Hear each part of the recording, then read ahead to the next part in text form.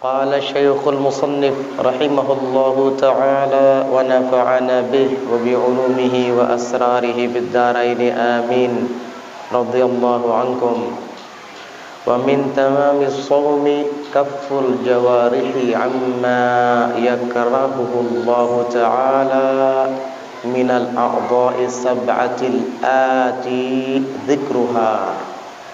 ففي الحديث 5 يفطرن الصائم: الكذب والغيبة والنميمة واليمين الكاذبة والنظر بشهوات.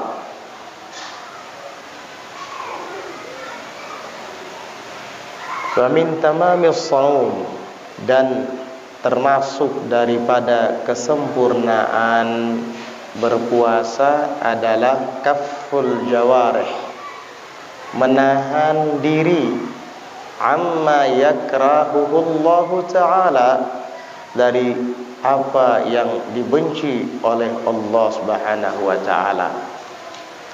Minal a'dha'i sab'ah, daripada anggota-anggota yang 7. Maksudnya anggota badan kita yang 7. Al-ati dzikruha, yang akan datang nanti keterangannya di akhir daripada kitab.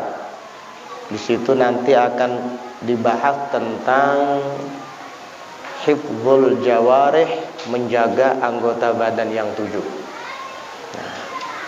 Maka termasuk kesempurnaan menjalankan ibadah puasa adalah menjaga anggota badan kita yang 7 itu dari setiap apa saja yang dibenci oleh Allah.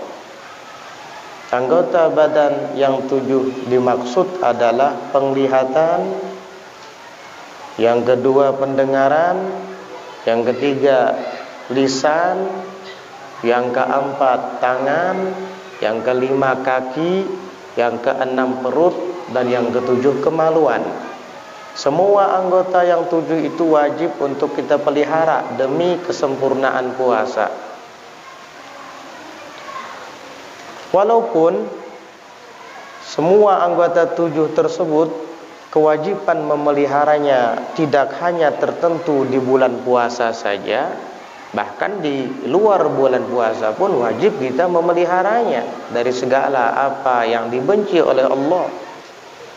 Tetapi di bulan puasa, di bulan Ramadan, lebih ditekankan lagi. Fafil hadis, maka disebutkan di dalam hadis, 5, ada 5 yufattirnas shaima, yang dapat membatalkan orang yang sedang berpuasa.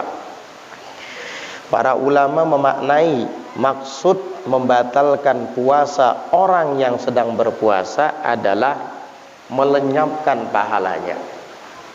Apabila 5 macam ini, satu di antaranya dilakukan oleh orang yang sedang berpuasa, maka puasanya 0 dan kosong, tidak ada pahalanya. Apa itu? Pertama, al-kadzibu, berdusta atau berbohong. Jika ada orang sedang berpuasa tapi dia berbohong, maka puasanya hanya sekedar menahan lapar dan dahaga, tetapi kosong daripada pahala. Inilah yang dimaksud oleh Nabi kita Muhammad sallallahu alaihi wasallam di dalam sebuah riwayat hadis, kam min shaimin laisa lahu min siyamihi illa al-ju' wal 'atsh. Betapa banyak orang yang melaksanakan ibadah puasa tetapi dia tidak mendapatkan apa-apa daripada puasanya itu selain lapar dan dahaga. Perutnya keroncongan, tenggorokannya kering karena tidak makan dan minum, tetapi pahalanya kosong. Kenapa? Karena dia berbohong. Apa sih bohong itu?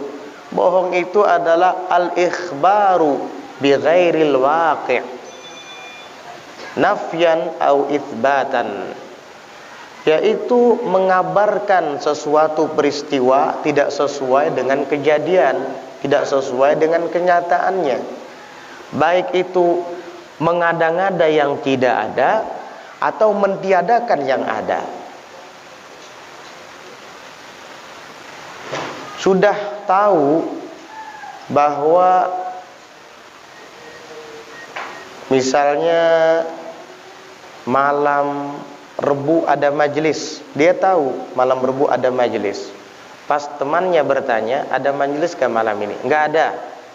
Itu namanya menafikan yang ada, padahal dia tahu itu ada. Bohong. Atau mengadakan yang tidak ada, mengisbat yang tidak ada. Misalnya malam Rebu depan itu kan kita tidak majelis, karena kita 2 minggu sekali. Lalu ada yang bertanya, majelis gak malam Rebu ini misalnya depan nanti?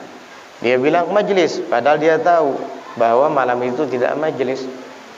Lalu temannya datang, ternyata di musola kosong, cuma ada kaum mengajari anak-anak ngaji. Iya, bohong itu. Rasain lo, gue kerjain. Bukan kerjain, kamu berdusta kepada teman kamu. Kamu dapat dosa. Ketika Rasulullah sallallahu alaihi wasallam ditanya tentang seorang pembohong,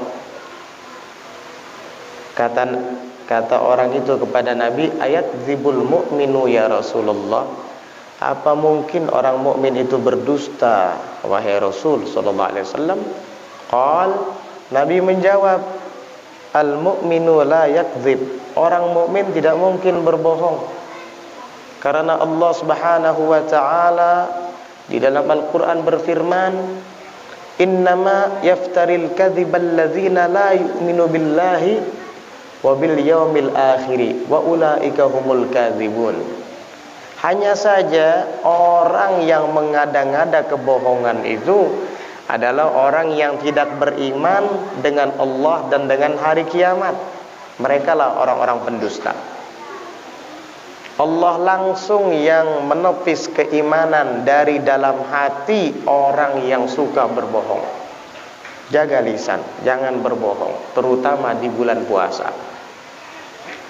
Dusta itu tercela, tidak baik, terkutuk bahkan di luar bulan puasa, apalagi di dalam bulan puasa. Kenapa saya berani mengatakan dusta itu terkutuk? Karena Allah Subhanahu wa taala langsung yang menyebutnya di dalam Al-Qur'an. Fanaj'al la'natallahi 'alal kadzibin. Maka kita jadikan laknat Allah, kutukan Allah 'alal kadzibin, atas orang-orang yang pendusta. Sebahagian di dalam riwayat disebutkan, man arada ayyal'ana nafsahu falyakdzib. Barang siapa yang hendak melaknat dirinya sendiri, maka hendaknya dia berbohong. Jadi orang yang berbohong itu tidak mencelakai saudaranya yang dibohongin, tetapi dia mencelakai dirinya sendiri. Jika ia ingin melaknat dirinya sendiri, mengutuk dirinya sendiri, silahkan dia berbohong. Itu sama saja dengan mengutuk dirinya sendiri. Hati-hati, kadang itu penyakit. Ada orang yang memang sudah terbiasa berbohong, sehingga setiap berbicara selalu bohong.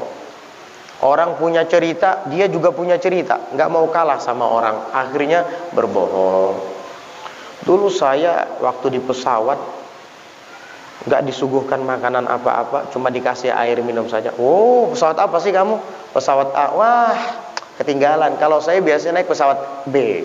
Saya kalau naik pesawat itu dikasih makan, dikasih minum, dikasih selimut, dikasih sepatu, dikasih baju. Wah, bohong banget ini. Pesawat apa itu? Kayak raja aja kamu. Ini karena apa? Nggak mau kalah, akhirnya mengarang-ngarang cerita. Itu ada orang yang suka seperti itu kadang. Pokoknya jika ada orang berbicara tentang sesuatu, dia juga punya cerita itu. Padahal bohong. Kalau kamu tipe orang yang seperti ini, segera bertobat. Karena selama ini kamu telah melaknat diri kamu sendiri.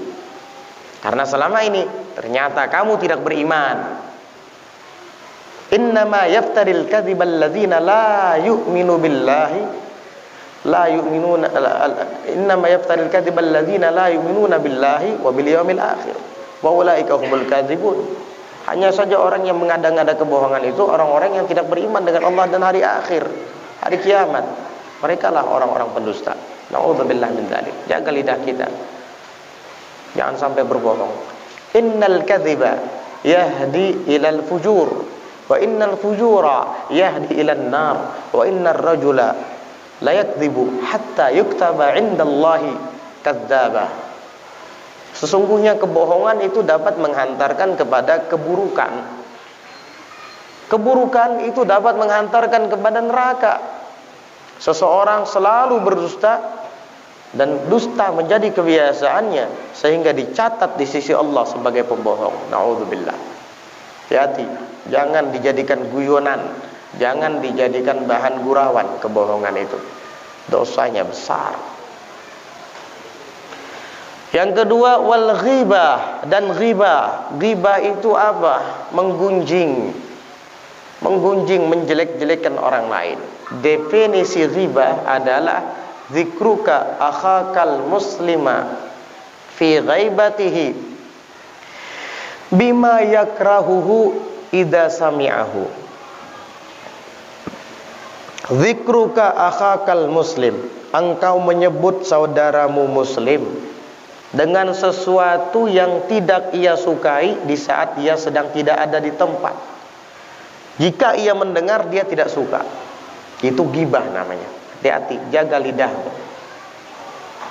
Dikatakan ghibah karena saudara yang kita jelek-jelekan itu tidak ada di tempat. Dia ada di rumahnya, dia ada di tempat kerjanya, lalu kita menggunjingnya. Si fulan itu orangnya kaku, pelit lagi. Kamu menggibah dia. Kenapa? Karena kalau dia dengar omongan kamu, dia pasti marah. Tahu nggak? Si fulan itu pemalas orangnya. Biar dia pemalas. Emang kenapa? Pengaruh bagi kamu? Kan tidak. Justru ketika kamu mengatai bahwa dia adalah sosok pemalas, jika dia mendengar dia marah, kamu telah menggibah dia. Hati-hati. Walaupun kamu mengatakan, maaflah, aku ini kadang menggibahlah. Inyatikam umma. Hah? Bau benar awak karsing mandian. Oh. Walaupun kamu mengatakan kadapanglah aku menggibah, itu kalimat tidak dapat menghalalkan gibah. Ketika kamu mengatakan badannya bau banget, nggak mandi kali ya, itu sudah gibah. Walaupun tadi kamu memulai perkataan dengan saya tidak menggibah ya, tetap gibah itu. Iblis kadang suka memperindah dan menghiasi ucapan yang halal seolah-olah yang haram seolah-olah halal. Kadang-kadang aku menyambatilah si anu tuh, tetap kamu menyambati dia. Ada yang suka kayak gitu enggak? Ini kada gibah lah, gibah tetap. Bujur juga hanya kayak itu justru karena betul itu gibah. Namun kada bujur berarti kamu mengada-ngada, itu namanya buhtan. Paham? Hati-hati. Dan gibah itu bisa dengan lisan, yaitu ucapan. Kita sebut orangnya. Atau dengan tulisan.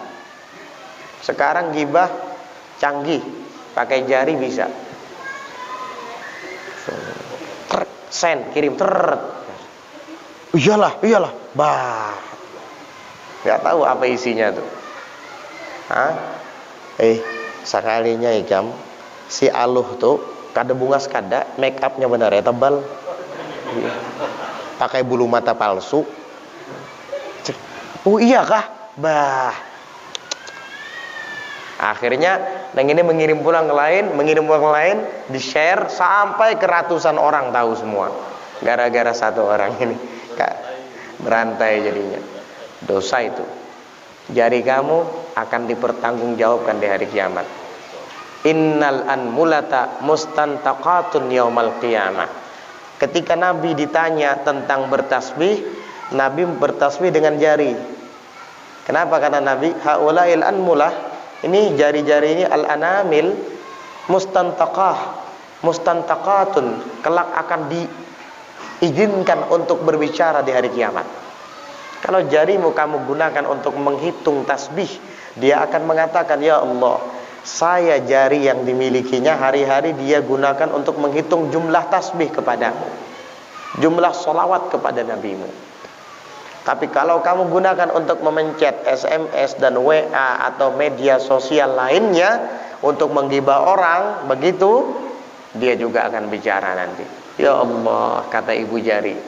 Ya Allah, kata jari telunjuk, jari tengah, jari manis dan kelingking, saya digunakannya untuk memegang HP. Kata ibu jari, saya digunakannya untuk mengetik HP-nya dan menulis kalimat-kalimat yang tidak baik, menggunjing saudaranya dan dikirim kemana-mana. Atau dengan isyarat, bisa saja gibah dengan isyarat, walaupun tidak terlafadzkan oleh lisan, tidak ditulis oleh jari, tapi diisyaratkan. Bisa jadi ada orang waras baik-baik, dibilang sinting sama dia. Orang waras, orang baik, subhanallah, dibilang gini sama dia. Kasihan orang. Kamu yang bilang kayak gini gibah. Tapi kan saya nggak ngomong, saya nggak nulis kalimat apa-apa, cuman begini. Sama, karena itu adalah sama mengatai dia sinting. Gibah itu. Atau ada melibas, assalamualaikum, waalaikumsalam, terus dia melibas. Gibah itu apa? Karena kamu mengisyaratkan bahwa orang itu bau. Gibah itu. Hati-hati ya. Jadi gibah itu bukan hanya dengan lisan atau dengan tulisan saja, juga dengan isyarat. Hati-hati.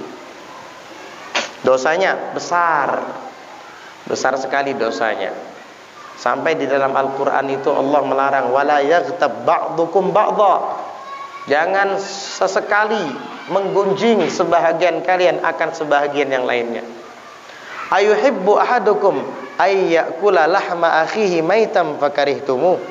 Apakah suka seorang di antara kamu memakan daging saudaranya sendiri dalam keadaan bangkai? Fakarihtumu, lalu ia kalian benci. Berarti orang yang menggunjing saudaranya sendiri pada hakikatnya ia telah memakan dagingnya. Na'udzubillah min dzalik. Pernah suatu saat ada seorang wanita menggunjing wanita lainnya dengan mengatakan, ma atwala zailata fulanah. Betapa panjangnya bawahan baju si fulanah. Bawahan bajunya panjang benar, tepair ke tanah. Itu aja Nabi lewat, berhenti Nabi, didekati oleh Nabi wanita yang mengata-ngatai temannya yang memiliki bawahan panjang sampai ke tanah tadi. Apa kata Nabi kepada wanita itu? Ilfidhi, muntahkan kata Nabi. Itu wanita yang mengata-ngatai saudarinya tadi langsung mual-mual perutnya. Setelah mual-mual perutnya, langsung memuntahkan daging. Daging segar keluar dari perutnya melalui mulutnya. Dia heran, ya Rasulullah, daging apa ini? Padahal dari tadi pagi sampai sekarang saya nggak makan daging. Kata Nabi, baru saja kamu telah menggunjing saudarimu, berarti kamu memakan dagingnya, dan ini daging yang barusan kamu makan. Taubat langsung dia kepada Allah.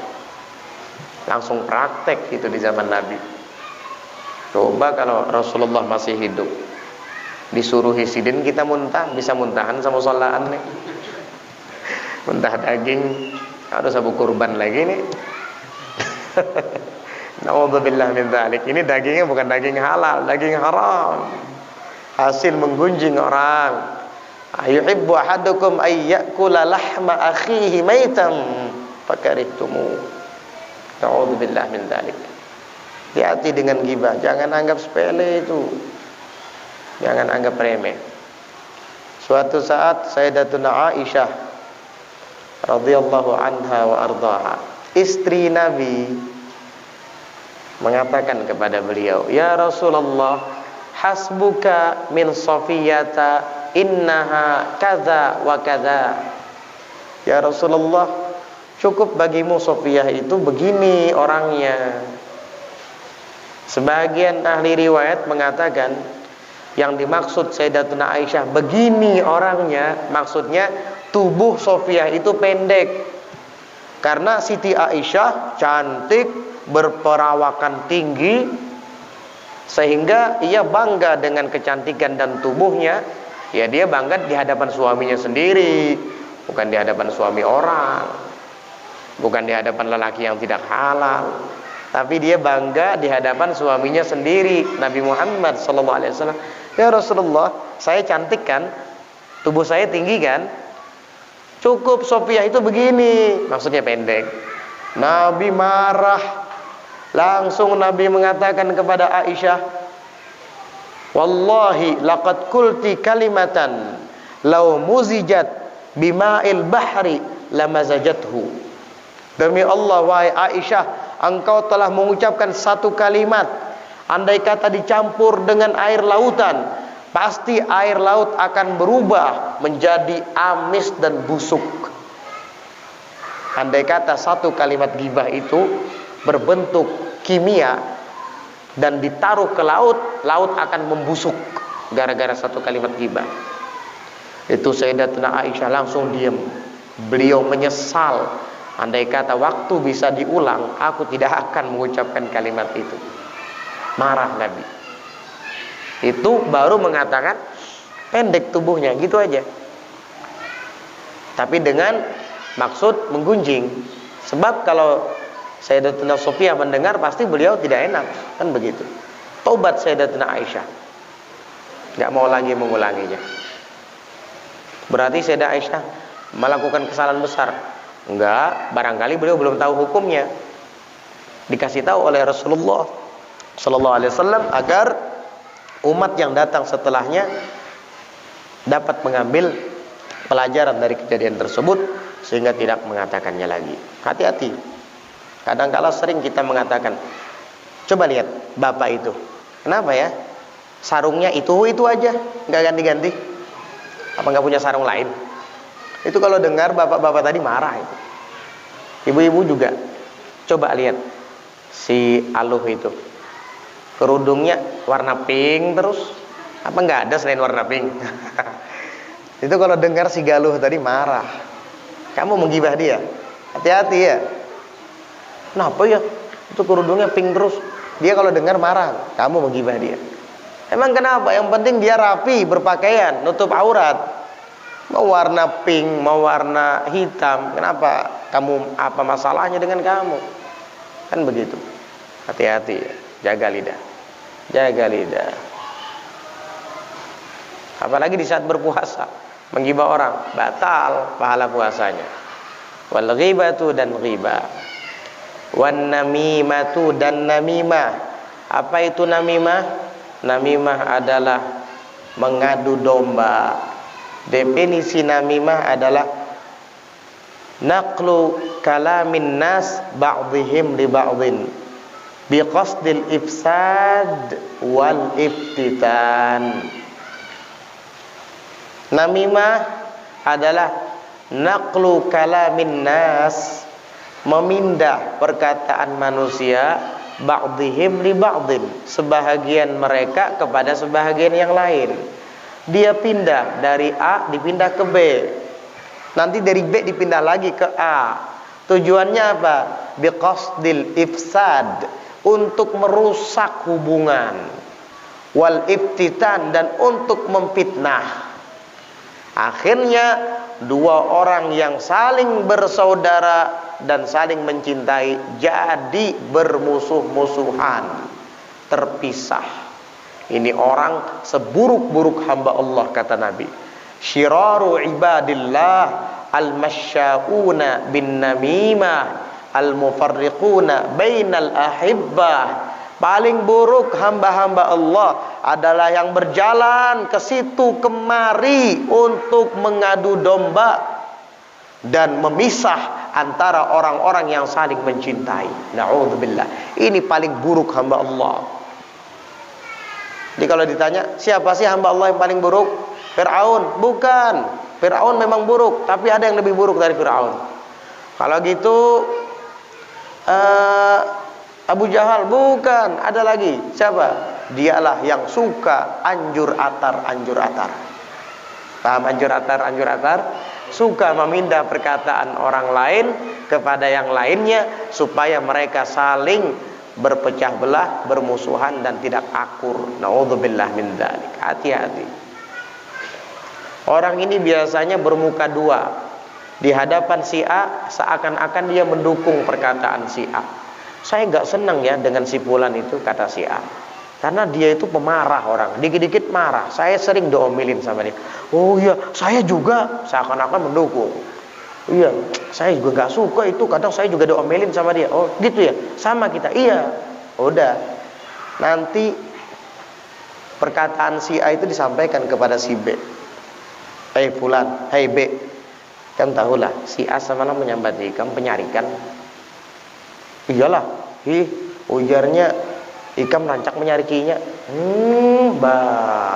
Mambil hati berartinya semalam itulah. Padahal aku sedikit dia menyariki, tersinggung berartilah semalam. Aja kena kada aku tagur lagi kena tuh. Lihat aja kena. Ada aku tagur tuh bang. Ya ampian jer. Ulun kan semalam juga. Nah, kisah mendukung lawan si B pulang nih. Berhasil. Ada orang yang memang sukanya begitu. Ketujuh menggaduhi orang lain itu biasanya suka ngadu domba. Subhanallah ya. Bervariasi memang hamba-hamba Allah ini. Ada yang kayak gitu hobinya. Dapat duit tidak, untung apa-apa tidak, yang ada dosa, rugi lagi. Untungnya nggak ada, ruginya besar. Tapi ada yang kayak gitu. Mudah-mudahan jamaah majlis Musalla At-Taqwa nggak ada yang seperti itu. Untung nggak ada di dunia dan di akhirat, yang ada rugi malahan. Ruginya apa? Kalau di dunia ketahuan orang, kamu yang akan dimusuhi oleh orang banyak. Di akhirat kamu yang akan menjadi bahan bakar api neraka. Kenapa? Karena Nabi pernah bersabda, la yadkhulul jannata al-qattat. Tidak akan masuk surga al-qattat. Wa man huwal qattat? Siapa dia qattat? An-namam, orang yang suka mengadu domba. Itu enggak akan masuk surga. Alhamdulillah. Iya, itu. Sebahagian salaf soleh terdahulu mengatakan, la yakunun namamu illa waladaz zina. Tidak mungkin orang itu suka mengadu domba kecuali dia adalah anak hasil daripada perzinahan. Jadi kalau ada orang suka ngadu domba ke situ kemari, ini anak zina ini. Nabi yang ulama salaf terdahulu yang bilang, para wali-wali terdahulu yang bilang seperti itu. La yakunun namamu illa waladaz zina. Tidak mungkin orang itu menjadi tukang adu domba kecuali dia adalah hasil daripada anak zina. Kalau kamu suka seperti itu, jangan-jangan kamu ini anak zina. Na'udzubillah min dzalik. Hati-hati, jaga lidah, jangan ngadu domba orang. Kasihan, kadang-kala suami istri yang diadu domba sama dia. Loh, kenapa? Assalamualaikum. Aku semalam masih bermotor kalau soalnya aku lihat laki Ikam singgah di warung Jablay. Makanya apa tadi jenang bini? Pokoknya singgah bang di situ. Padahal kadang inya mengiau kawannya kah misalnya di situ. Inya ada suka, tapi karena perlu dengan kawannya, kebetulan kawannya ini ketujuh di warung Jablay. Akhirnya terumpat-umpat juga. Makanya jangan berkawan lawan orang ketujuh menjablay. Karena umpat-umpat juga. Iya, hati-hati. Akhirnya kena imbasnya pas kebetulan si tukang adu domba lewat. Nah, ada bahan. Datang, kada disangka laki ikam nang rancak tulak ke majelis tu, nang ketujuh beribadat tu. Umpat juga ke orang jablay ikam. Iyalah, sarik nang bini. Terus datang ke rumah, ikam kemana aja tadi? Kada kemana-mana aja lakinya. Datang begawi, mendatangi kawan, membawai tulakan, sudah bujur-bujur. Inggi kada kemana-mana aja lakinya. Kada warung jablay lah. Nah, aja lakinya. Kena. Akhirnya lakinya terus terang. Iya memang karena saya menjemput teman saya yang kebetulan mampir di sana. Kan saya biasanya pergi bareng sama dia. Bukan sayanya yang mampir ke sana. Oh, kalau istrinya pengertian bisa paham. Tapi kalau kada ya tetap dia ngotot. Gitu. Ya gara-gara sih aluh tukang adu domba tadi. Hati-hati itu, bahaya sekali. Kadang lewat HP macam-macam. Iya. Na'udzubillah. Itulah musibah. Ini anak zina biasanya yang suka adu domba ini. Kamu sedang berpuasa, lalu kemudian kamu mengadu domba orang, maka batal pahala puasamu. Walaupun secara hukum fikih puasamu tidak batal, tetapi pahalanya sudah batal, sudah rusak. Wal yaminul kadzibatu, dan yang keempat adalah sumpah bohong atau sumpah palsu. Ini biasanya terjadi kepada para pedagang di saat berjualan. Iya. Berapa sandal nih sepasang? Ulun menjual pian 100 selawija. Bah 90 kan lah. Uma kada sampai modal itu. Nang lillahi ta'ala aja pian. Ayo. Ada yang kayak gitu. Padahal modalnya 75.000. Dusta kada? Dusta itu. Bawa-bawa nama Allah lagi. Ini tahu nggak? Dosanya double. Dosa berdusta tadi dapat, berarti orang ini kada beriman. Dosa bersumpah palsu dapat. Subhanallah. Ketika orang bersumpah, arsy-Nya Allah goncang. Kamu nggak merasa. Ketika kamu membawa-bawa nama Allah, arsy Allah goncang. Jika ternyata benar, kamu selamat. Tapi jika ternyata sumpahmu itu palsu, bohong, kamu akan celaka. Hati-hati. Cuma tunggu tanggal mainnya saja. Makanya jangan biasakan bersumpah. Jangan biasakan. Ini dikit-dikit lillahi ta'ala nah, nang demi Allah nah. Dikit-dikit demi Allah nah. Aduh. Jangan dimainkan sumpah. Kalau kamu suka membiasakan bersumpah, akhirnya sumpah jadi sepele nanti. Bahkan ketika berdusta pun kamu akan bawa-bawa sumpah. Sumpah palsu itu juga dinamakan al-yaminul ghamus. Yaminul ghamus, sumpah yang menenggelamkan. Kenapa? Ghamus itu diambil dari kalimat ghamasa. Ghamasa itu artinya mencelupkan, menenggelamkan. Kenapa? Karena li'annaha yaghmisu sahibaha finnar. Karena sumpah palsu itu dapat mencelupkan, menenggelamkan pelakunya di dalam neraka. Wal'iyadzu billah. Jangan biasakan bersumpah. Kalau kamu bersumpah dalam hal-hal yang sepele, maka nanti kamu akan terbiasa. Di saat berbohong pun kamu akan mengucapkan kalimat sumpah. Kalau hal-hal yang sepele jangan bersumpah. Saya punya kakek Habib Salim bin Ali As-Segaf, itu berwasiat kepada anak-anaknya, jangan sesekali kamu bersumpah walaupun itu adalah benar, kecuali mendesak. Kapan mendesak? Di saat kita dituduh dan diadukan ke pengadilan. Nah, di sini kemungkinan sumpah diperlukan karena Nabi SAW pernah bersabda, al-bayyinatu 'alal mudda'i wal yaminu 'ala man angkar. Orang yang mendakwa dibebani untuk mendatangkan saksi-saksi dan bukti, bayyinah. Kalau kamu mendakwa fulan pencuri, kamu harus mendatangkan bayyinah. Kalau tidak ada, maka orang yang didakwa itu yamin, dia bersumpah karena dia mengingkari, saya bukan pencuri. Nah, di saat itu sumpah diperlukan. Demi Allah, saya tidak mencuri. maka dia diputuskan bukan pencuri. Hanya dengan sumpah. Berarti sumpah itu hebat tidak pengaruhnya? Hebat. Kalau ada orang mendakwa tidak punya saksi, tidak punya bukti, maka orang yang didakwa bisa menepis dakwaan itu dengan cara bersumpah. Berarti sumpah itu bisa dijadikan keputusan oleh hakim bahwa dia tidak bersalah. Hati-hati makanya dengan sumpah. Masa gara-gara air segelas harus bersumpah? Siapa yang minum banyu kuning habis? Demi Allah lain aku nang meminum. Ya Allah, banyu segelas saja bersumpah. Ya Allah. Hati-hati. Yang kelima, wan nadharu bi syahwa, dan memandang dengan syahwat.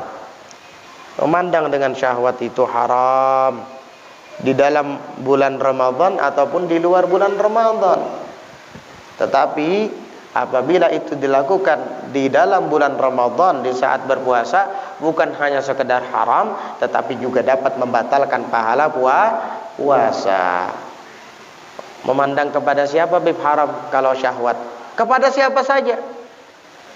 Kalau ke kambing, hatta ke kambing, memandangnya dengan syahwat, haram. Bahkan guru saya itu dulu bilang, jangankan kepada manusia atau hayawan, melihat dinding lalu syahwat haram, kata beliau. Ini orang gak waras, lihat dinding syahwat. Misalnya, iya, pokoknya memandang syahwat itu haram, walaupun yang dilihat dinding. Hati-hati dengan memandang dengan syahwat. Entah itu dia melihat foto, melihat HP, melihat situs-situs terlarang, sementara dia sedang berpuasa, batal pahala puasanya. Seharian HP-nya di tangan, muncul gambar perempuan mengajak berteman, dibuka, cantik gak orangnya? Oh, hebat, cantik. Oh, pakaiannya. Kamu lihat seperti itu, berarti kamu memandang dengan syahwat. Tahu nggak arti memandang dengan syahwat? Memandang dengan syahwat itu ketika kita merasa lezat memandangnya, itu syahwat namanya. Mohon maaf, bukan berarti memandang dengan syahwat itu adalah di saat intisabud dzakar, bukan itu. Paham? Atau intisyarud dzakar. Itu natijah daripada syahwat, itu akibat daripada syahwat. Ketika kita merasa nikmat dan merasa lezat, oh cantik banget ini, itu syahwat sudah. Ingat, orang kadang salah memahami. Dia kira syahwat itu adalah ketika berdirinya dzakar, bukan. Syahwat itu adalah ketika hati kita cenderung dan merasa lezat ketika melihat sesuatu, itu syahwat. Hati-hati, walaupun tidak intisab dzakarnya tadi. Hati-hati.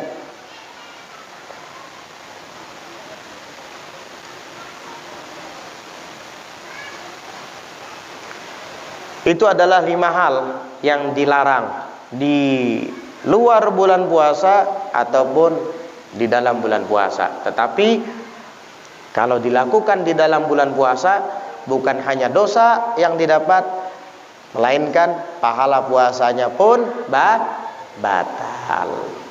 Batal, sia-sia. Kamu hanya mendapat lapar dan dahaga. Wa min tamamis shaum, dan diantara kesempurnaan puasa, taharril iftari ala halalin, berusaha, berupaya untuk berbuka atas makanan yang halal.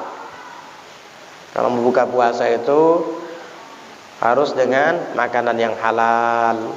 Halal itu terbagi 2. Halal pada zatnya, asal lawan halal itu haram. Ada haram pada zatnya, ada haram karena wasilahnya. Jadi lawan daripada halal adalah haram. Haram itu ada 2. Haram pada zatnya seperti babi. Itu babi haram pada zatnya. Walaupun babinya bukan babi curian, babi hasil buruan kamu sendiri, tapi babi tetap haram. Atau bangkai binatang yang mati tidak disembelih, atau disembelih tapi tidak sesuai dengan sembelihan syar'i. Itu bangkai dagingnya, haram untuk dikonsumsi. Jangan dibawa untuk berbuka puasa. Ini haram pada zatnya. Ada juga yang haram bukan pada zatnya, tapi karena jalan yang menghasilkannya itu dari jalan yang haram. Seperti misalnya makanannya nasi. Makanannya nasi. Siapa bilang nasi haram? Halal nasi. Lauknya ikan peda, enak banget. Ya. Ada sambalnya lagi, ada sayur lodehnya misalnya pas buka puasa. Tetapi uang yang digunakan untuk membeli berasnya, membeli uangnya, membeli lauknya daripada uang hasil riba, dari uang hasil sogokan, dari uang hasil curian, maka beras yang halal menjadi haram karena jalan untuk menghasilkannya daripada jalan yang haram. Ikan yang tadinya halal menjadi haram karena jalan untuk menghasilkannya dari jalan yang haram. Begitu pula dengan sayur mayurnya, itu juga menjadi haram padahal pada zatnya halal, lantaran jalan dan cara menghasilkannya daripada yang haram. Na'udzubillah. Maka dari itu berusahalah untuk berbuka puasa atas yang halal-halal. Jangan sampai kemasukan yang syubhat apalagi yang haram. Wa adamul istiktsari minal akli, dan tidak terlalu banyak dalam makanan. Kalau buka tuh makannya sedang-sedang saja, jangan banyak-banyak. Pagi tadi saya tidak sarapan, siang saya tidak makan siang, sekarang saya buka puasa, maka makannya harus 3 piring. Jadi bukan sholat saja yang dikodok, makan dikodok sama dia. Mengkodok sarapan, mengkodok makan siang 2 piring, ambil itu yang gesan bebukanya pulang adaan. Kodokannya 2 kali, adaannya sekali. 3 piring sekali makan. Akhirnya apa? Kada kau lagi berdiri, kada kau behinak lagi. Apa bahasa Banjarnya? Kabung kalangan apa? Apa bahasa Banjarnya? Pokoknya begitulah, kebung kalangan kan.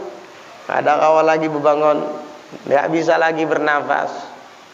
Ini juga tidak baik.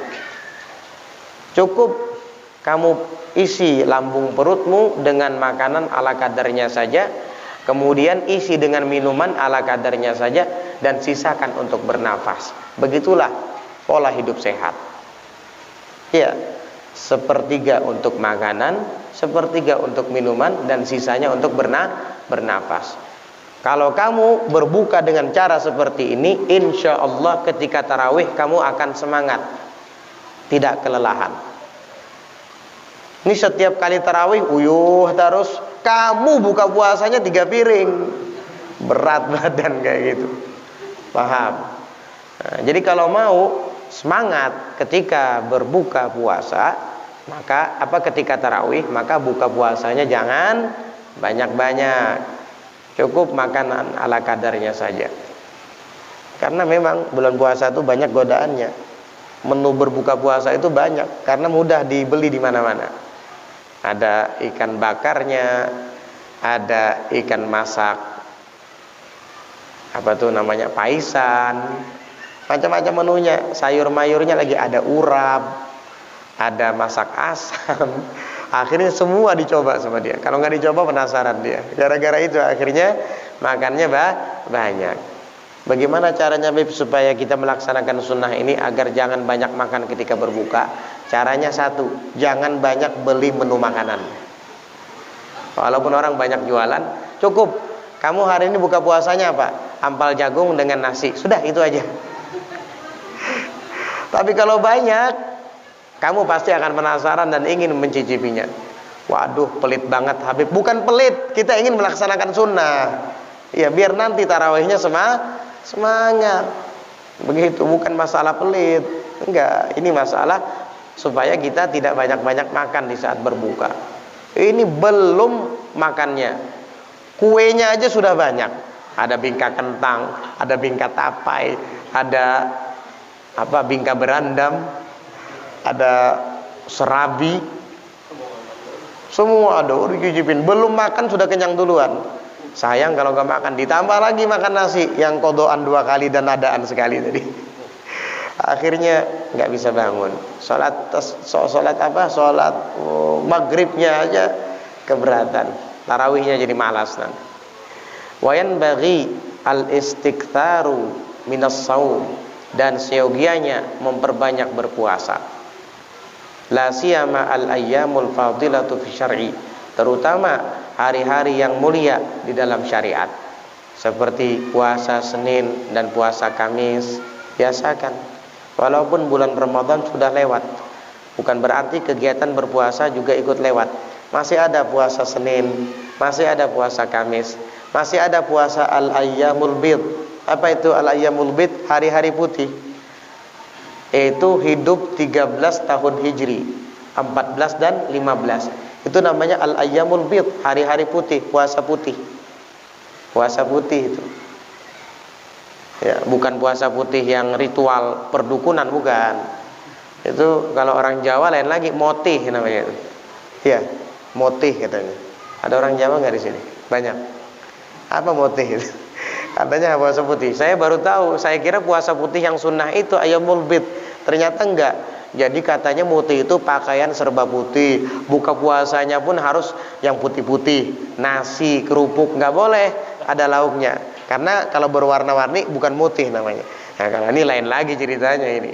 Ini yang dimaksud adalah puasa putih yang syar'i, yaitu puasa seperti biasa, berniat di malam hari saja aku berpuasa pada besok hari, puasa ayyamul bid, puasa hari-hari putih.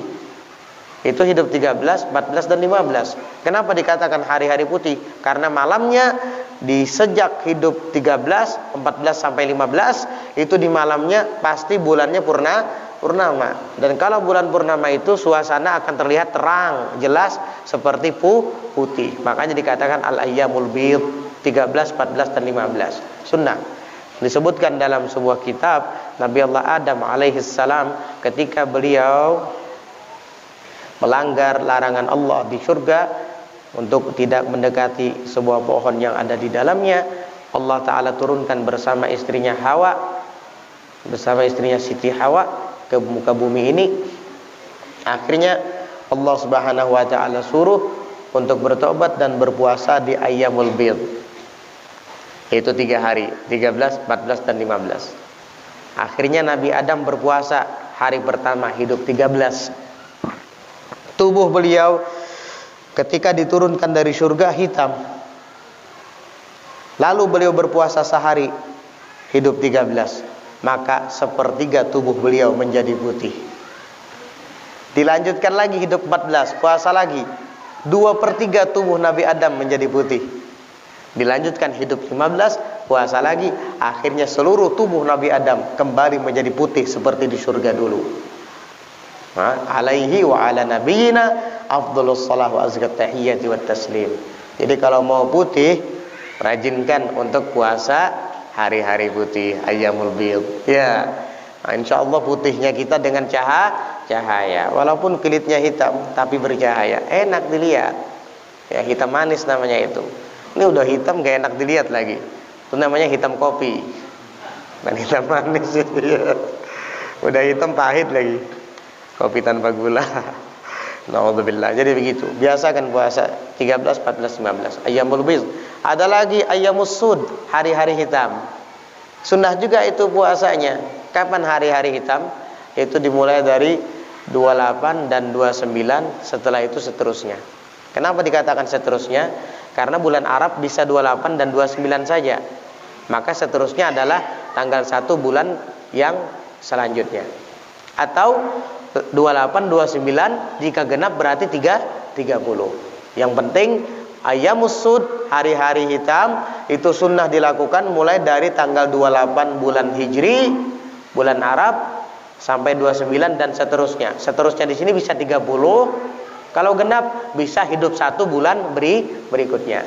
Mulai dari 28, 29 dan selanjutnya entah 30 atau tanggal 1 bulan berikutnya. Itu ayyamus sud. Kenapa dikatakan hari-hari hitam?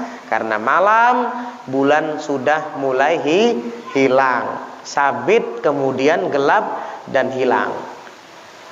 Datang bulan barulah lagi, maka suasana pun kelihatan hitam, gelap, kelam, sehingga dikatakan al-ayyamus sud. Paham? Ada lagi puasa Daud, dan itu adalah afdhalus siyam, paling afdolnya jenis atau bentuk puasa-puasa sunnah, yaitu puasa Nabi Daud. Apa? Innahu kana yasumu yauman wa yuftiru yauman. Kata Nabi, afdhalus siyam siyamu akhi Daud, innahu kana yasumu yauman wa yuftiru yauman. Paling afdolnya puasa, yakni sunnah, adalah puasa saudara saya Daud, kata Rasulullah. Dia itu berpuasa sehari dan hari berikutnya buka, habis itu puasa lagi, di hari kemudiannya buka lagi. Artinya bahalat hari. Jadi diseling-selingi antara puasa dan tidak puasa. Itu puasa Nabi Daud. Afdol juga itu untuk dilakukan. Iya. Jadi nggak usah repot-repot program diet. Kamu tinggal puasa sunnah seperti itu, diet sudah, sehat badan kamu. Di Islam itu ada juga dietnya. Nggak usah ikut program-programan, ikut program agama saja kamu. Iya. Dan ada lagi puasa di 10 pertama bulan Dzulhijjah, dari tanggal 1 sampai tanggal 9 hari Arafah. Tanggal 10-nya hari raya Idul Adha. Itu juga bagus. Ada lagi puasa 6 setelah bulan Syawal. Di dalam hadis Rasulullah SAW bersabda, "Man shoma Ramadhana fa atba'ahu sittan min Syawal kana kasyamid dahri." Barang siapa berpuasa di bulan Ramadan dan dia ikut sertakan setelahnya 6 hari berpuasa sunnah, maka pahalanya sama seperti berpuasa setahun penuh. Luar biasa pahalanya. Dan masih banyak puasa-puasa sunnah yang lainnya selain daripada bulan Ramadan. Itu karena bulan Ramadan puasanya fardu. Wallahu a'lam wabillahi taufiq. Wallahu a'lam. Allah Maha mengetahui, wabillahi taufiq, dan hanya dengan Allah kita memohon taufik. Selesai bab puasa dan insyaallah akan dilanjutkan kepada bab zakat. Wa ammaz zakatu wallahu a'lam bissawab. Insyaallah kita lanjutkan di pelajaran berikutnya. Ada pertanyaan? Assalamualaikum warahmatullahi wabarakatuh. Waalaikumsalam warahmatullahi wabarakatuh. Apa hukumnya memelihara hewan seperti ayam, bebek, sapi, atau sapi di lingkungan orang banyak yang dibiarkan lepas sampai tetangga, kotorannya sampai naik ke mobil dan sampai merusak tanaman-tanaman? Ada di dalam kitab fikih itu bab namanya babu itlafil bahaim. Bab menjelaskan tentang hukum binatang ternak merusak lingkungan. Itu kembali kepada uruf. Jika di lingkungan tersebut sudah terbiasa penduduknya menggembala kambing atau sapi atau memelihara ayam, itu nggak apa-apa. Kenapa? Karena ayam dia berak di teras rumah kamu. Barangkali ayam kamu juga berak di teras rumah dia. Biasa. Iya kan? Karena memang warganya seperti itu. Tapi jikalau di daerah tersebut tidak terbiasa seperti itu, cuma dia tok sendiri yang punya ternak sapi, tapi dibiarkan lepas di lingkungan umum tadi, akhirnya merusak tanaman, akhirnya berak di mana-mana, kamu wajib ganti rugi. Kenapa? Karena di daerah tersebut uruf kebiasaannya tidak ada yang seperti kamu, hanya kamu sendiri. Hati-hati itu. Miara ayam kah, miara kambing atau sapi, itu kembali kepada uruf. Kalau memang di daerah tersebut, daerah yang memang kebiasaannya memiara ayam dan ayam itu dilepas. Kamu punya tetangga miara ayam, tetangga yang lain miara ayam, kamu juga miara ayam. Lalu kemudian ayam itu merusak tanaman orang lain dan memang kebiasaan di sana itu dianggap biasa, karena ayam orang lain bisa juga merusak tanaman kita. Atau ayam orang lain berak di teras rumah kita, jangan marah, karena kemungkinan besar ayam kita juga berak di teras rumah orang lain. Karena itu uruf, sudah biasa warga setempat, tidak keberatan. Ayam orang mematuki banih kamu, jangan marah kamu. Barangkali ayam kamu yang ada di sebelah sana juga mematuki banih orang. Ya, begitu. Ini uruf. Tapi jikalau di kampung di komplek, di daerah tersebut tidak terbiasa, kamu malah memiara binatang piaraan dan dilepas begitu saja, wajib kamu bertanggung jawab. Paham ya? Wallahu a'lam bishawab.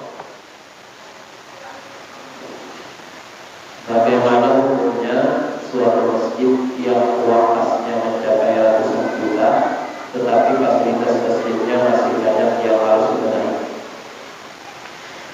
Bagaimana hukumnya kalau uang kas masjid mencapai ratusan juta dan masjid masih banyak dibenahi? Ya salurkan, benahi masjidnya, lanjutkan. Iya. Apa yang bingung? Syukur lagi punya uang ratusan juta di saat masjid perlu banyak untuk dibenahi. Enak kan? Tinggal salurkan untuk membenahi masjid. Yang sulit itu di saat masjid sudah sempurna, uangnya banyak, mau dikemanakan ini? Ini yang harus ditanyakan. Lucu pertanyaannya ini. Ini pertanyaannya di saat masjid sedang dibenahi, perlu uang dan dana, uangnya ada, alhamdulillah. Kok ditanyakan lagi? Alhamdulillah jawabnya. Kenapa? Karena masjid yang perlu dibenahi akan cepat selesainya, karena dananya ada. Nah, lain kalau pertanyaan seperti ini, masjid perlu dibenahi, duit disimpan lawan bendahara kada dikeluarkan. Nah, ini patut dipertanyakan bendaharanya ini. Iya. Ketua harus bertindak. Panggil bendahara, bendahara, ini masjid kita bocor uang ratusan juta. Kemana uangnya? Hadapkan anggota yang lain. Tegas jadi ketua. Iya. Ini masjid perlu untuk dikasih tehal, keramik, plafon. Tukang malah berhenti bekerja lantaran gak digaji. Material malah habis, entah kemana perginya. Uang ratusan juta, kemana? Ayo. Nah, ini perlu untuk ditegur. Iya, kamu jadi bendahara kemana aja. Kalau kamu tidak becus, kamu tidak merasa bertanggung jawab atau tidak bisa mengemban amanat ini, sebaiknya kamu berhenti aja.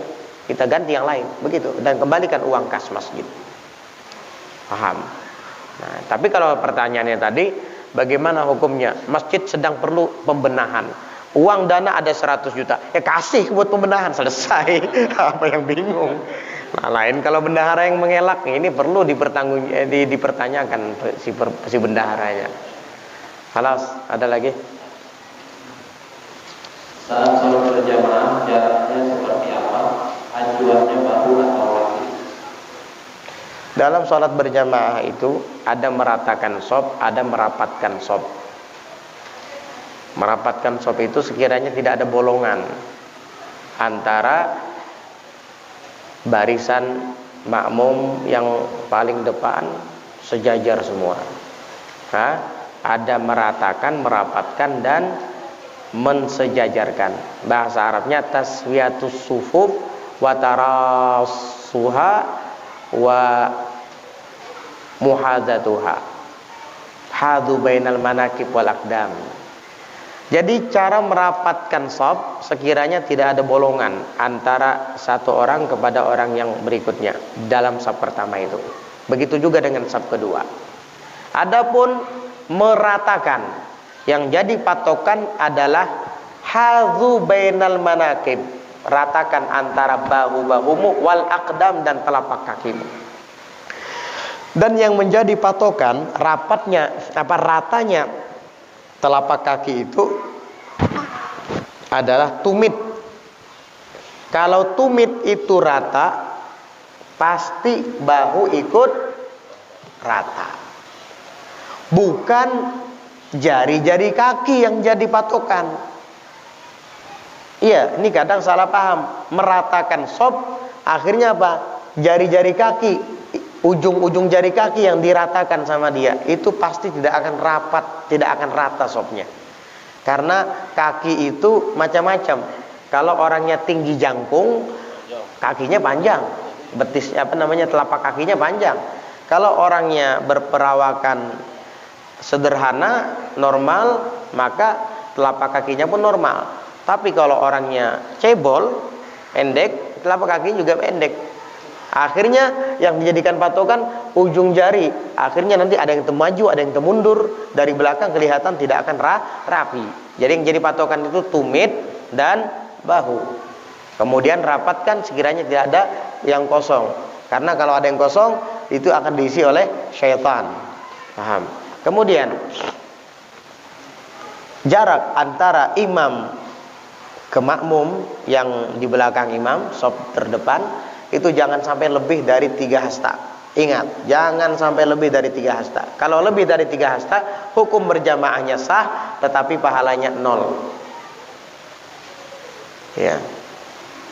Kemudian jarak antara saf yang pertama dan kedua begitu juga, jangan sampai lebih dari 3 hasta. Anggaplah 3 hasta itu sekitar 1,5 meter. 1 hasta 50 cm. 3 hasta 1,5 meter. Jadi jangan sampai lebih dari 1,5 meter. Ingat itu. Ini imam mihrab.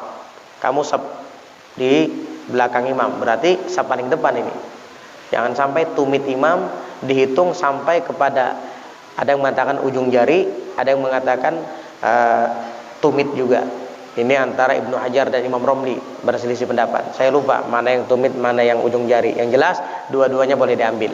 Anggaplah dari tumit imam ke tumit makmum yang ada di belakangnya, itu kalau dihitung jangan sampai lebih daripada 3 hasta atau 1,5 meter.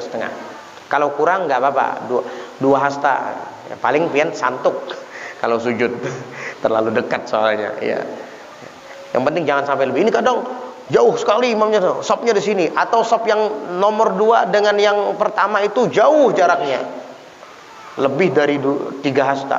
Nggak dapat fadilat jamaah yang melebihi sholat sendirian sampai 27 derajat. Nggak dapat kamu. Khalaas. Bolehkah memakai peci di dalam toilet? Sunnah, bukan boleh lagi. Pakai peci dalam toilet itu sunnah. Karena dianjurkan ketika masuk dalam WC, kepala dalam keadaan tertutup. Tapi kalau bisa, khususkan peci untuk masuk WC. Jadi andak di muka lawang WC itu ya tancap di paku, di dindingnya atau di pintunya, taruh kopiah. Jadi kalau mau masuk WC ambil, pasang kopiah khusus ke WC. Kalau bisa begitu, khusus ke WC, cari kopiah khusus. Ya. Kalau kita di perjalanan, ya mau nggak mau kopiah yang di kepala dipakai, nggak apa-apa. Sunnah. Ini masuk WC dicelepas kopiahnya. Akhirnya apa? Kamu tidak mendapat pahala sunnah menutup kepala. Ya, kalau kamu lepas misalnya peci kamu ketika masuk WC, kamu ganti dengan sapu tangan. Ada sapu tangan, taruh di nggak apa-apa. Yang penting kepala tertutup. Kenapa? Jika masuk WC kepala dalam keadaan terbuka, kata para ulama mengatakan, jika kita masuk WC sedangkan kepala dalam keadaan terbuka, itu yurithun nisyan, dapat mewariskan kelupaan. Artinya kamu akan menjadi pelupa. Masih muda sudah pikun nanti. Jangan-jangan sebabnya masuk WC tidak menutup kepala. Ada ingat nah. Kalau ada ingat terus. Masih muda orangnya pelupa. Kamu sih masuk WC nggak pernah menutup kepala. Wallahu a'lam. Khalaas.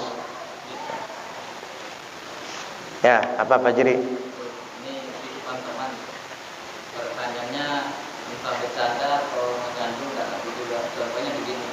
Saya guru Pak Jiri, padahal dipanggil guru ini kawan yang menyebut tadi, padahal tahu benar kalau kita ini bukan guru agama, guru SD, tapi yang maksudnya apa seperti apa, kita masih menghibah atau tidak? Nggak boleh itu. Nggak boleh, itu mengada-ngada namanya. Itu saling benar. Nggak boleh itu. Iya. Jangan. Jangan dipermainkan, apalagi kalimat guru. Ingat itu ya. Ini kawan-kawan kita yang ada. Jika ada orang yang bukan guru, jangan dipanggil guru. Nggak boleh. Imam Ali Syibramallisi membahas tentang orang yang memanggil ya haj, wahai haji, padahal dia bukan haji. Jika dia bermaksud haji itu adalah haji ibadah, haram hukumnya. Tapi kalau yang dimaksud haj adalah qasid, orang yang bermaksud, nggak apa-apa. Karena makna haji itu secara lugawi adalah qasad, orang yang bermaksud, orang yang bertujuan.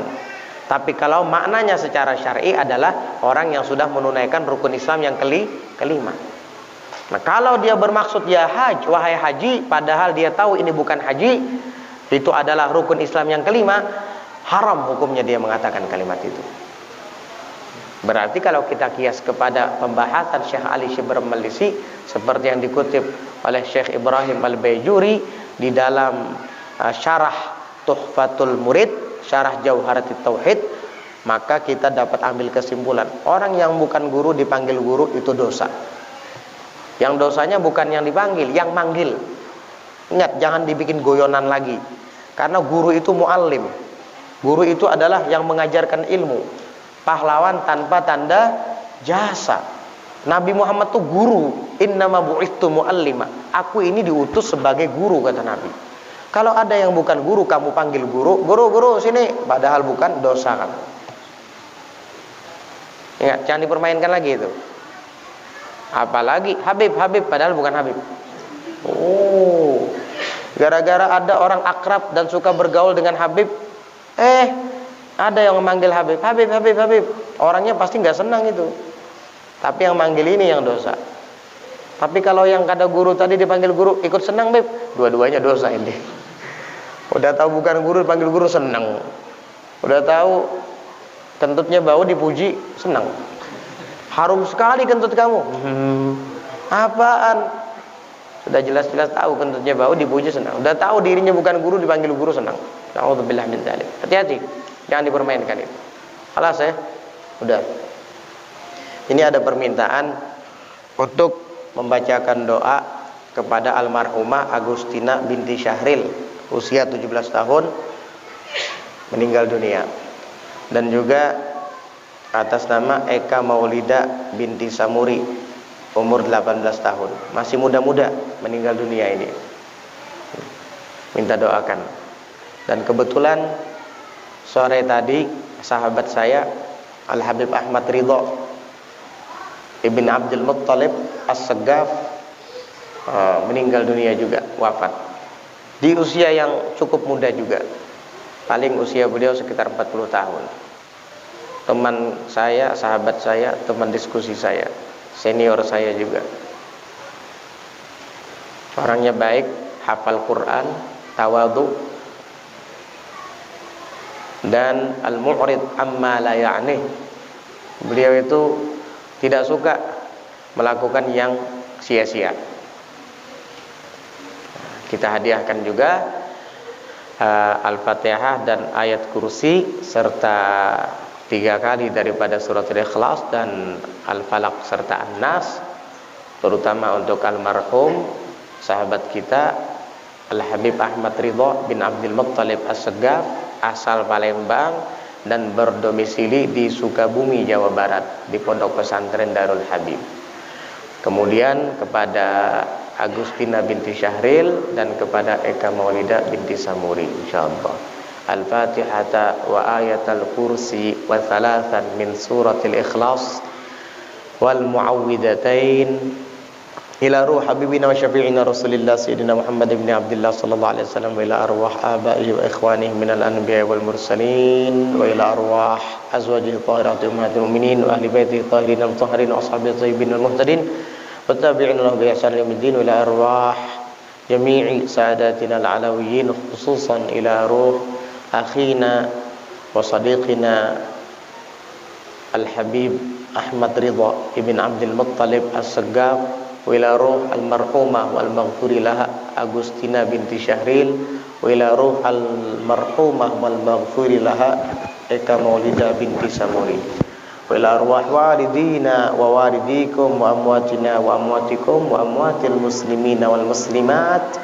khususan man la zaira wa la dhakira lah annallaha yataghashshahum birrahmati wal maghfirah wa yaj'al quburahum rawdah min riyadil jinan wa la yaj'aluha hufratan min hufarin niran ala hadhihi an-niyyah wa ala ma nawahu Sayyidil Habib Umar bin Muhammad bin Salim bin Hafidh wa ala ma nawahu Sayyidil Habib Abdul Qadir bin Ahmad As-Segaf wa ala ma nawahu salafun as-salihun wa abawun as-salihun wa ala kulli niyatin salihatin jami'atin syamilah لخيرات الدنيا والآخرة وإلى حضرة النبي محمد صلى الله عليه وعلى آله وصحبه وسلم. الفاتحة.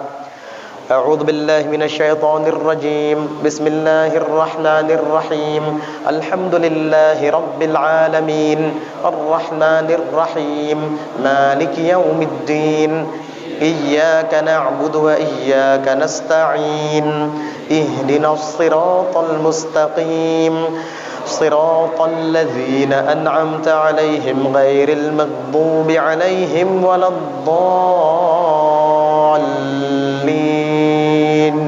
آمين. الله لا إله إلا هو الحي القيوم لا تأخذه سنة ولا نوم له ما في السماوات وما في الأرض من ذا الذي يشفع عنده إلا بإذنه يعلم ما بين أيديهم وما خلفهم ولا يحيطون بشيء من علمه إلا بما شاء وسع كرسيه السماوات والأرض ولا يؤوده حفظهما وهو العلي العظيم. بسم الله الرحمن الرحيم. قل هو الله أحد الله الصمد لم يلد ولم يولد ولم يكن له كفوا أحد. بسم الله الرحمن الرحيم. قل هو الله أحد الله الصمد لم يلد ولم يولد ولم يكن له كفوا أحد. بسم الله الرحمن الرحيم. قل هو الله أحد الله الصمد لم يلد ولم يولد ولم يكن له كفوا أحد. بسم الله الرحمن الرحيم.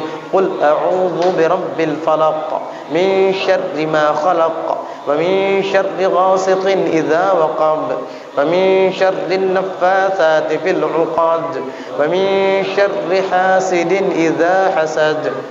بسم الله الرحمن الرحيم. قل أعوذ برب الناس ملك الناس إله الناس من شر الوسواس الخناس الذي يوسوس في صدور الناس من الجنة والناس. صدق الله العظيم. آمين آمين يا الله رب العالمين. بسم الله الرحمن الرحيم. الحمد لله رب العالمين. اللهم صل وسلم على سيدنا محمد وعلى آله وصحبه أجمعين. ربنا انفعنا بما علمتنا ربنا علمنا الذي ينفعنا ربنا فقهنا وفقه أهلنا وقرابة لنا في ديننا مع أهل القطر أنثى وذكر. ربنا وفقنا ووفقهم لما ترتضي قولا وفعلا كرما وارزق الكل حلالا دائما وأخل أتقياء علماء نرضى بالخير ونكفى كل شر. ربنا واصلح لنا كل الشؤون وأقر برضا منك العيون واقض عنا ربنا كل الديون قبل أن تأتينا رسل المنون واغفر واستر أنت أكرم من ستر. صلاة الله تغشى المصطفى ما للحق دعانا والوفاء بكتاب فيه للناس شفاء وعلى الآل الكرام الشرفاء وعلى الصحب المصابيح الغرر. اللهم اهدنا بهداك واجعلنا ممن يسارع في رضاك ولا تولنا وليا سواك ولا تجعلنا ممن خالف أمرك وعصاك. اللهم اغفر لهم وارحمهم وعافهم واعف عنهم وتقبل جميع حسناتهم وتجاوز عن جميع سيئاتهم واجعلنا خير خلف لخير السلف برحمتك يا أرحم الراحمين. ربنا آتنا في الدنيا حسنة وفي الآخرة حسنة وقنا عذاب النار. ربنا تقبل منا إنك أنت السميع العليم وتب علينا إنك أنت التواب الرحيم. وصلى الله على سيدنا محمد النبي الأمي وعلى آله وصحبه وسلم بفضل سبحان ربك رب العزة عما يصفون وسلام على المرسلين والحمد لله رب العالمين.